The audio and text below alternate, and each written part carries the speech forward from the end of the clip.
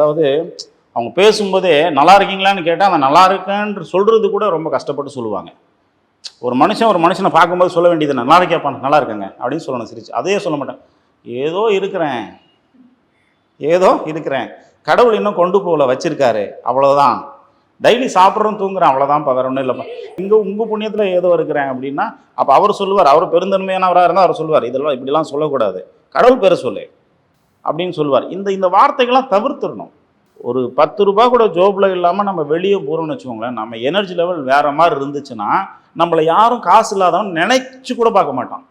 சந்தோஷமாக இருக்கான்ப்பா, புரியுதா, கூப்பிட்டு போவான், கூப்பிட்டு போவான், எல்லாமே பண்ணுவான்.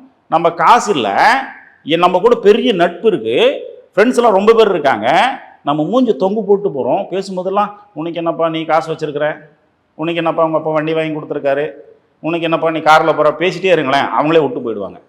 அவன் வேணாடா, அவன் வீட்டிலே இருக்கட்டும், நம்ம போகலாம், எப்போ பாரு வாயை திறந்து சொல்கிறாங்களா இல்லையா? அப்போ அந்த அஸ்ட்ராலஜி நியூமராலஜி நம்பாதவங்களே, அதை பார்க்காதவங்களே, அந்த இளம் வட்டங்களே இப்படி பேசும் பொழுது அப்போ பெரியவங்க என்ன பண்ணுவாங்க? பேசுகிற வார்த்தைகள் இருக்குல்ல, நல்லா இருக்கீங்களா, ரொம்ப சிரிச்சு அழகா நல்லா இருக்காங்க, வீட்டில் இருக்கிற குழந்தைங்கள திட்டுறது. நாங்கள் அந்த வார்த்தைகளை வாயில் கூட சொல்லக்கூடாது, ஆனால் இங்கே சொல்லி காட்ட வேண்டிய கட்டாயத்தில் இருக்கிறதுனால சொல்கிறேன். சனியனே இங்கே வா, இதெல்லாம் பெரிய வார்த்தைகள்லாம் ரொம்ப ரொம்ப பேர் இன்றைக்கி யூஸ் பண்ணுறாங்க, நான் பார்த்துருக்கேன். அந்த மாதிரிலாம் சொல்லவே கூடாது, வாய் திறந்து இந்த மாதிரி சொல்ல